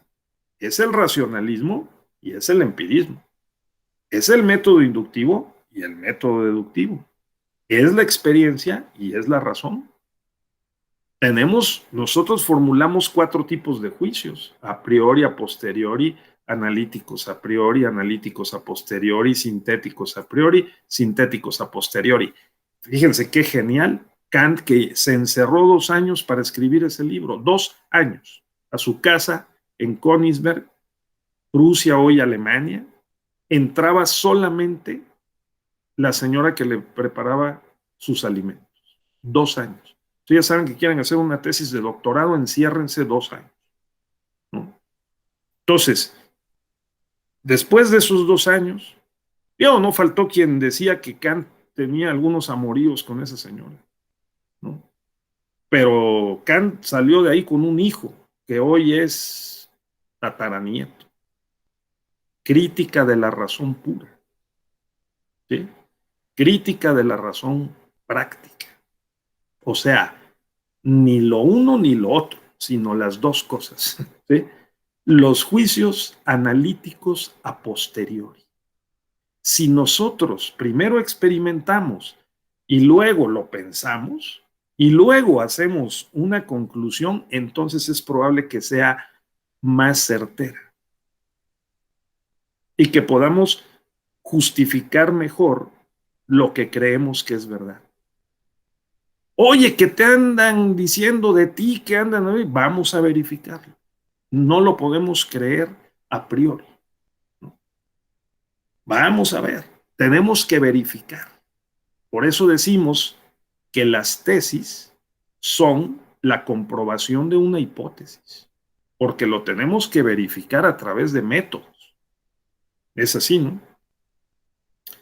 Vendrá más adelante este personaje que está aquí abajito, este positivismo crítico de Karl Popper, a decir, no, si no es solo verificar, es también refutar. Ah, bueno, también refutar, está bien. Ya están dados unos paradigmas, están dados unas verdades en las que se cree, porque hay muchas garantías. Yo reviso las garantías, reviso los respaldos, reviso los avales, y si le encuentro errores, entonces debilito y destruyo la creencia verdadera que se cree justificada. ¿Sí? ¿De acuerdo? Entonces, estos 3 primeros: racionalismo, empirismo y trascendentalismo. Sí, obviamente Manuel Kant escribió muchas obras más, ¿sí? Y una de ellas, que es La paz perpetua, en la posibilidad del derecho internacional, ¿no? Como aquel que podría resolver, y a la fecha no lo puede resolver, los problemas de este mundo, que además vamos echando ya a la basura ecológica, ¿no? Pues hace 4 siglos, poco menos de 4 siglos, ¿no? Emmanuel Kant planteó esta posibilidad, la paz perpetua. Un conjunto de imperativos categóricos, ¿no? Unas máximas morales, éticas, que si las seguimos podían ser la solución para la libertad, la igualdad y la fraternidad, ¿sí? Procede como si tu conducta fuera el ejemplo a seguir para todo el mundo. Tu derecho llega hasta donde el del otro comienza, ¿sí? No le hagas a los otros lo que no quieras que te hagan a ti, ¿no? Un daño, un perjuicio. Si solamente atendiéramos esos imperativos kantianos, este mundo sería distinto. Ahora, ¿cómo los bajamos al derecho? Pues eso fue lo que Kant planteó. Y que hoy el garantismo de Ferraioli, por ejemplo, trata de rescatar y de desarrollar, ¿sí? Lo veremos mañana y pasado mañana, con un poco más de detalle. Este traslado del planteamiento kantiano a Kelsen y a Ferraioli. Lo prometo, ¿no? Porque la idea del garantismo jurídico contemporáneo, propuesto por Ferraioli, es lo que se está discutiendo en algunos lugares hoy, que es la posibilidad de un nuevo renacimiento, como en el siglo XIII, XIV, ¿no? Que es 15, que es el tratar de rescatar un conjunto de valores ante la degradación de la civilización. Ese es el punto. Sobre todo de la civilización occidental y particularmente en algunos países y regiones. Entonces, ¿qué es lo que podemos hacer? ¿No? ¿Cómo además rescatar las tradiciones propias mesoamericanas, prehispánicas, de los pueblos y comunidades originarios, ¿no? Algunas más puras y otras más mezcladas, ¿no? Sincréticas, para poder subirlas al diálogo de los saberes, como plantea Boaventura de Santos Sousa, ¿no? Sociólogo jurídico portugués muy importante hoy, para hacer una ecología de saberes, o sea, poner a dialogar a las diferentes culturas, sin prejuicios, para ver qué podemos saber, para arreglar este mundo en los espacios pequeños, en los espacios medios y en los grandes espacios internacionales. Porque de otra manera el siglo XXI va a ser el siglo de la consumación de la desgracia.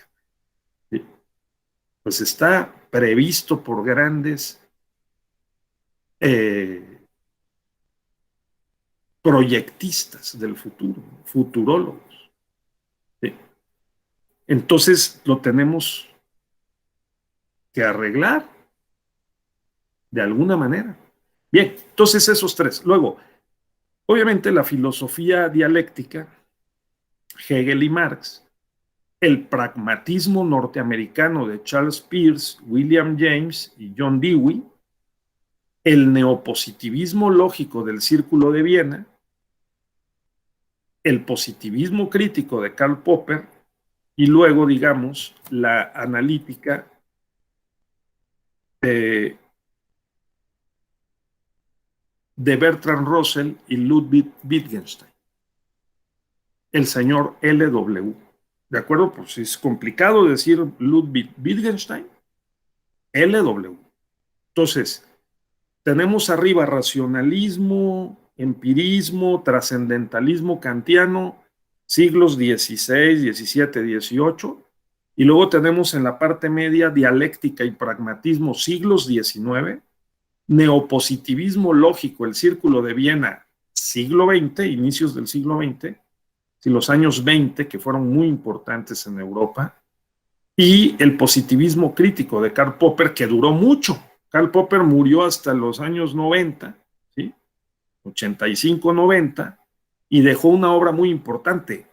Karl Popper es considerado el primer epistemólogo profesional en la historia de la filosofía, ¿de acuerdo? O sea, el primer epistemólogo que se dijo, yo soy epistemólogo y vivo de ser epistemólogo. Escribo obras sobre lógica, una se titula Lógica de la Investigación Científica, que es de las más importantes para la historia de la epistemología, la lógica de la investigación científica, la teoría de la refutación, ¿sí? La teoría de la falsabilidad.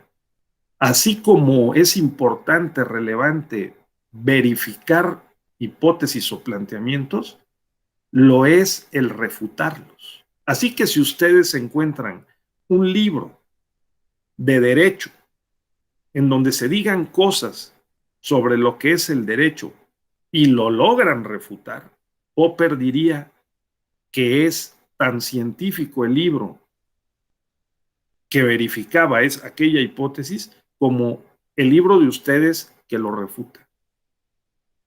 Porque la ciencia es un proceso inacabado, siempre dinámico, siempre en movimiento de verificación y de refutación de certezas o de creencias verdaderas justificadas que van cambiando. ¿De acuerdo? Y porque tenemos la posibilidad de cambiar, es porque existe una sociedad democrática.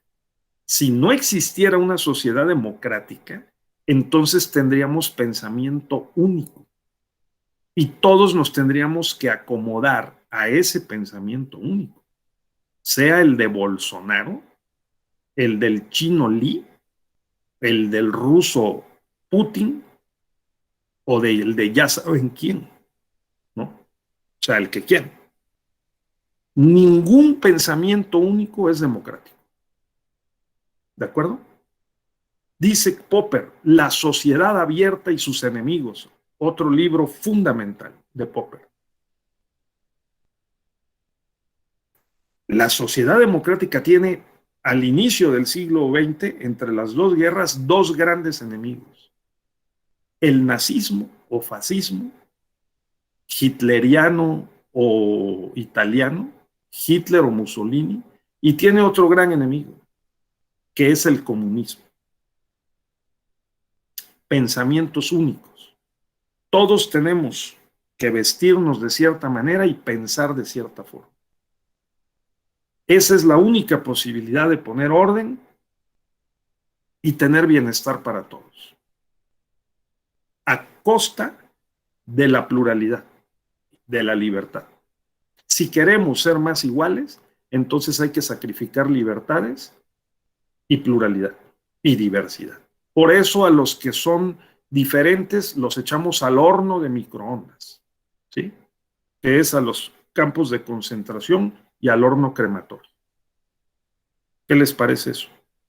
¿No? No, dice Omar, claro que no, Omar. ¿Por qué no, Omar? ¿Qué tiene Omar? Pues sí, vamos a los que queremos, vamos a estar mejor, ¿no? A ver, ¿por qué no? No, bueno, pienso que la sociedad se basa y estamos educados en la libertad, ¿no? Eso. Entonces, tal vez si hubiéramos estado educados en la igualdad, pues pudiera ser. Pero como estamos educados en la libertad, pues por eso no. Bueno, muy bien, Omar. Entonces, si es un problema de educación, saquemos la cartilla educativa y adoctrinemos durante el tiempo por venir, como le hizo Mao Zedong, ¿no? En China, ¿no? Y vean nada más, los chinos sacaron a 300 millones de la pobreza. ¿Qué tiene? Que se sacrifique una generación para que las subsecuentes puedan gozar de más bienes comunes y de hasta cierta propiedad privada, pero no en exceso. ¿O te parece que eso no es ético, Omar? ¿O eso es equivocado? Porque de acuerdo con lo que dijiste, pues si se trata de un tema de educación, o reeduquemos a las generaciones que vienen sí o sí, ¿no? Para lograr ese mundo que hoy no tenemos. A ver, Omar. Yo creo que sí, o sea, ahí viene a mi mente, por ejemplo, la película de Avengers, ¿no? La de Endgame, donde Ajá. Thanos dice, pues la manera de que se salve el universo es reducir a la población a la mitad. Tiene razón, sí, pero esto va más allá de la razón, ¿no? Como lo estamos viendo. Hay que ver las consecuencias pragmáticas que tiene eso. Entonces, Impecable, impecable, Omar. Muy bien. O sea, muy bien. Estamos como en un diálogo aquí socrático. O sea, muy bien. O sea, vamos entendiendo que son dilemas morales muy fuertes, ¿no? Que lo que se supone que pretende hacer el presidente López Obrador involucra opciones morales y políticas y jurídicas muy fuertes, ¿no? Entonces, estamos educados, dice Omar, magistralmente, brillantemente, para la democracia. ¿Sí? Eso entendí, ¿no? Y entonces, como nosotros estamos educados y vivimos en un sistema democrático, una sociedad plural, ¿no? Con todas sus limitaciones, pero una sociedad plural, hablamos libremente, aquí estamos hablando libremente. Entonces, podemos criticar, dice Karl Popper, la sociedad abierta, plural y democrática. Esa es la única posibilidad del desarrollo del conocimiento y de la ciencia. Fíjense nada más, ¿no? Y estos que fueron perseguidos por los regímenes hitlerianos o musolinianos, pues se tuvieron que ir a otro país, a Estados Unidos, a Australia, en fin, para poder medio salvarse, ¿no? Y seguir pensando críticamente y escribiendo, ¿no? ¿Sí? Ni qué decir de las filosofías y de las experiencias latinoamericanas, ¿no? Críticas desde la subordinación, a que han sido sometidas por siglos por estos pensamientos modernos, porque, por ejemplo, me regreso un poquito, el pragmatismo de Peirce, James y Dewey, pragmatismo norteamericano, en donde ellos lo que sostuvieron fue las creencias verdaderas se justifican mejor si tomamos en consideración los resultados prácticos de eso que consideramos que es verdad. Y los resultados prácticos se tienen que medir con base o conforme con el bienestar, la felicidad. Si estás feliz y te va bien, esa es la mejor medida de la verdad. Pero si tú crees que algo es verdad y te estás muriendo por creerlo, entonces no lo es. Si estás sufriendo por creer una verdad, esa no es la verdad.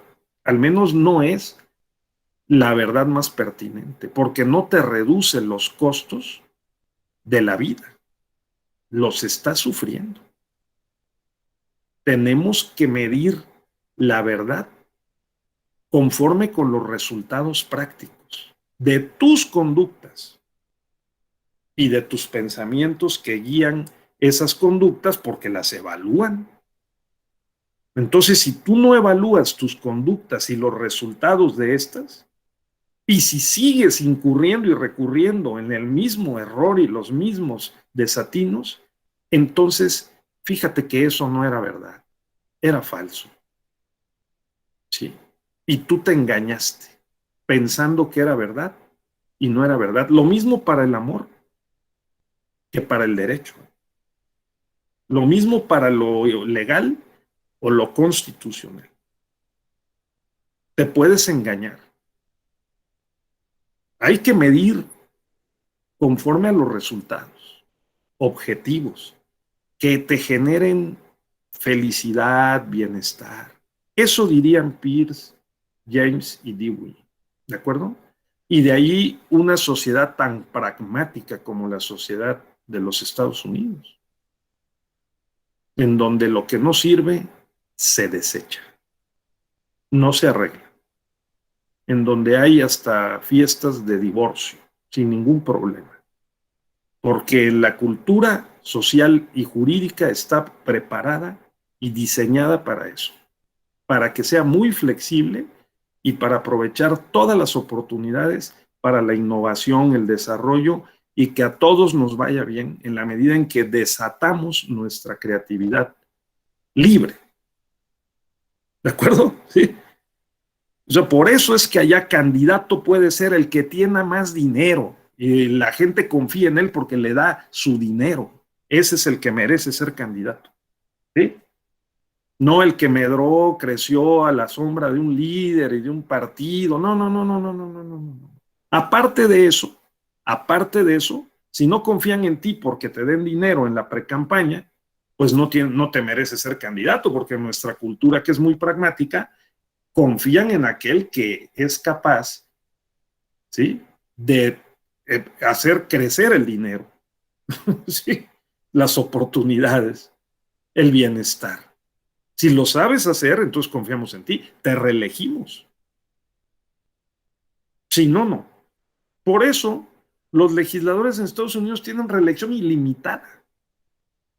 Nosotros estamos viendo si un sexenio, 4 trienios, ¿no? Un trienio, no, o sea, estamos viendo, estamos ensayando a ver qué pasa. Después de 70 años que cancelamos la reelección, inmediata. No, ya nada más nos falta la de los gobernadores y presidente de la República, a ver si algún día vencemos ese dogma, ¿no? ¿Tú qué dirías, Omar? ¿Sí? ¿Que se reelija el presidente una vez o no? Los gobernadores dicen, no, pues si es Cuauhtémoc, mejor que se vaya a jugar hoy en la noche con la selección, a ver si así le ganamos a Canadá, ¿no? Es difícil y pienso que igual es un tema de educación, ¿no? Pienso que usted dio en el clavo. Está haciendo crecer el dinero porque mi sistema es capitalista, ¿no? Entonces, por eso me interesa que crezca el dinero, ¿no? Si mi idea y mi educación y mi sistema es socialista, me interesa que todos tengamos el mismo dinero, no que crezca. Bueno, Entonces, pero a- sí, ahí sí, cambia, ¿no? Y entonces esta cultura se ve, por ejemplo, tú llegas a una empresa en Estados Unidos y vas ascendiendo en medida en que generas más ganancias a la empresa. Y aquí no. O sea, y perdón por el francés, aquí llegamos a una empresa a fregar, a ver cómo trabajamos menos, a ver cómo nos hacemos patos, ¿no? No digo que todos, pero pienso que es la línea de los gobernantes, ¿no? La empresa del gobierno mexicano no llegan a hacerla crecer, llegan a ver qué les toca más a ellos. efectivamente, efectivamente. Muy bien, Omar, estás como siempre brillante. O sea, ese es el punto. ¿Qué es lo que entonces le falta a nuestro contexto social, político, cultural, para ser como el modelo o el contexto gringo, a la mexicana, a la latinoamericana? ¿Cómo? ¿No? Porque dice López Obrador, fíjate, estimado Omar, te diría López Obrador, que por hacer eso que dices, nos llevó el neoliberalismo, ¿sí?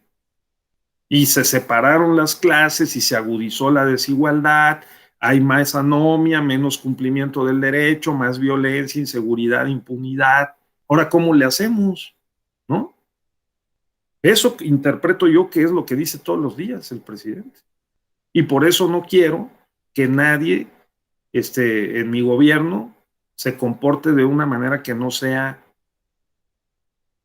mostrando frugalidad, austeridad, ¿no? O sea, hay una restricción a las libertades, ¿no? A cambio de que podamos la mayoría estar mejor, porque si la mayoría no está mejor, gana 1 o 2 salarios mínimos al mes, entonces no podemos contrarrestar la inseguridad, la violencia y la impunidad. Esa es la causa profunda del desorden contemporáneo en México, diría esa versión, ¿no? Porque, Omar, pues los pragmatistas norteamericanos dirían, no, no, pues es que nada más es un problema de incentivos y de sanciones. Si ponemos bien los incentivos en las instituciones para desatar la creatividad, la productividad, el trabajo, ¿sí? Entonces vamos todos, como bien dijiste, Omar, a estar mejor, porque vamos a generar más bienes comunes, más riqueza. Se van a cobrar impuestos y se van a distribuir. Bueno, porque no se lo roben, por si no hay corrupción, yo para qué trabajo, ¿no? Y entonces ahí empiezan los problemas, las disfunciones del sistema. Bueno, habrá que leer a los pragmatistas norteamericanos porque ellos construyeron o reconstruyeron las instituciones de Estados Unidos después de la guerra civil de Estados Unidos, del siglo pasado. 1860 estaban en guerra, ¿no? Cuando la invasión francesa a México, 62, 67, los gringos estaban en guerra civil, lo que el viento se llevó, ¿no? Entonces, eh, entonces, pues imagínense ustedes, ¿no? El Patriota, la película El Patriota, ¿no? La guerra civil. Entonces, pero reconstruyeron y se convirtieron en el imperio del siglo XX. Ahora en problemas. Vamos a ver si lo logran. Y además de la mano de los mexicanos, porque no les queda más que México. O sea, China y Rusia les han estado comiendo y bloqueando otras regiones del mundo. Así que, pues vean nada más, si esta semana o la semana que viene va López Obrador, que no, a reunirse con Biden y con Trudeau, pues por algo será. Entonces, bueno, regresando, yo les propongo como filosofías generales, epistemologías metateóricas generales, tener presente por lo menos estas 8. ¿Ok? Racionalismo, empirismo, trascendentalismo, dialéctica, pragmatismo, neopositivismo. Oigan, maestro, ¿qué es eso del neopositivismo? Ah, sí, el neopositivismo lógico es una apretada de tuercas, ¿sí? Para que no digas nada que tenga la menor posibilidad, ¿sí? De ser falso. Tienes que estar bien seguro de tus dichos. con base no solo en un procedimiento lógico de pensamiento, sino en asegurarte de que los datos, las estadísticas, las fuentes de donde proceden sean fidedignas. No es que yo tengo otros datos, momento. Hay que revisar las fuentes. Sí.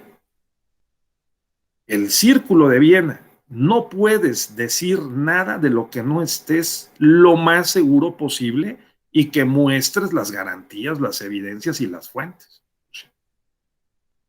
No, es que ayer hubo un informe de gobierno del gobernador que dijo que todo está muy bien, que su estado es de lo mejor que hay. Pues depende en qué fuentes, porque hubo otros que le dijeron al contestar el informe que no es verdad. ¿Cuál es la verdad? ¿En qué fuentes sostenemos la verdad? Bueno, pues de eso se trata la epistemología metateórica, ¿de acuerdo? En que lo que se diga en la conversación aquí entre nosotros, en lo que se sostenga en una teoría sobre lo que es la sociedad, la política o el derecho, tenga las mayores y las mejores garantías de respaldo para que no podamos derribar o no nos derriben esa creencia que consideramos verdadera. ¿De acuerdo? Y en eso juega un papel fundamental, pues la hermenéutica, porque es la interpretación y la argumentación, y se nos está acabando el tiempo. ¿De acuerdo? Entonces, hoy hemos cerrado hasta aquí. Mañana vamos a seguir con este cuadrito para abajo, porque aquí están otras 2, 4, 6, 8, 10, 12 posibilidades teóricas y por lo tanto epistémicas, posmodernas o contemporáneas, ¿no? Después de la Segunda Guerra Mundial. En Europa y en México también. Después, sobre todo, aquí estas han llegado después, cuando comenzó la transición democrática y se firmó el Tratado de Libre Comercio. Hace 30 años. 1992, 94, 30 años después, aquí tenemos estas posibilidades, empezamos a estudiar, pues que a Habermas, que a Wittgenstein, que a Thomas Kuhn, que a Antonio Gramsci, que la Escuela de Frankfurt, ¿no? Que a las feministas de Simone de Beauvoir, Celia Amorós, Nancy Fraser, Martha Nussbaum, las teorías ecológicas, las culturalistas, Foucault, las teorías, filosofías éticas como Hans Albert, las decoloniales y críticas, Boaventura de Sousa, Carlos Goldberg, Enrique Dussel, ¿sí? ¿No? Ideólogo desde hace tiempo, amigo personal de López Obrador. Entonces, neopragmatistas como Richard Rorty, Estados Unidos, o constructivistas, ¿sí? Como Piaget, Vygotsky, y otros más. Y a mí me gusta mucho, le estoy estudiando, como ustedes, interesado en entenderle más a nuestro tiempo, las filosofías neorrealistas, que es así como que lo último, ¿no? Mauricio Ferraris, Paul Boghossian y Marcus Gabriel. Marcus Gabriel. Mañana detallaremos un poco más esto, ¿sí? Y probablemente dejemos para pasado mañana ya meternos más directamente al tema de lo jurídico, ¿sí? Vamos a ver esta evolución, pero más del lado de lo jurídico, y aquí tenemos pues una serie de posibilidades que si dividimos la historia en pedazos, pues vamos a encontrar que están los justnaturalistas, los idealistas, positivistas, historicistas, sociológico-jurídicos, los pragmatistas jurídicos norteamericanos, los realistas escandinavos, los tridimensionalistas y todavía más, ¿no? Tenemos para regalar, ¿no? Los neo-justnaturalistas, los interpretativistas y argumentativistas, ¿no?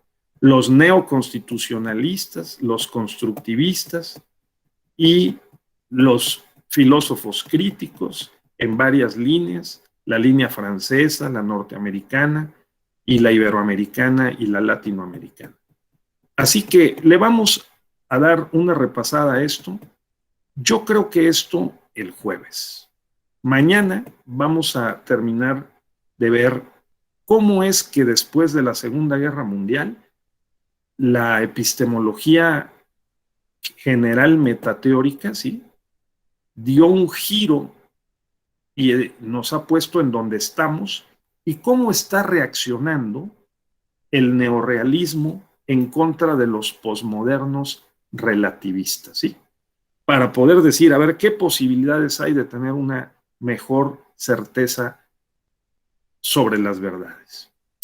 Aquí me detengo, estimadas y estimados colegas. Ustedes cuenten con estas láminas, y esto es para ustedes. Yo se los voy a enviar mañana por la mañana, ¿de acuerdo? Voy a pedir que se los envíen para que ustedes lo tengan. Y bueno, me parece una aproximación, una introducción a un panorama general de la epistemología jurídica metateórica y aplicada, ¿no? Porque también está la parte aplicada, que es la epistemología probatoria, que es cómo estamos seguro el juez de que le están diciendo la verdad y que los medios de prueba son idóneos, fidedignos, válidos, ilícitos, y nos podemos confiar en pronunciar una sentencia inocente o culpable, o válido o inválido, con base en esas garantías. ¿De acuerdo? ¿Sí?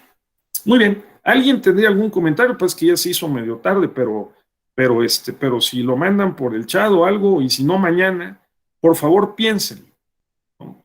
Si son ustedes racionalistas, empiristas, trascendentalistas, pragmatistas, ¿qué les gusta más? ¿Qué opción? ¿No? Veremos estas otras mañana, y mañana al terminar quizá podamos armar un debate más informado y digamos reflexionado. ¿Les parece bien? Muy bien. Gracias, doctor. Cuídense mucho, espero no haberme excedido y no haberme sobre todo equivocado mucho, porque también me puedo equivocar. Muchísimas gracias. Muy buenas noches a todas y a todos. Buenas noches, doctor, que descanse. Cuídese, doctor. Gracias, doctor. Buenas noches. Buenas noches. Gracias, doctor. Buenas noches.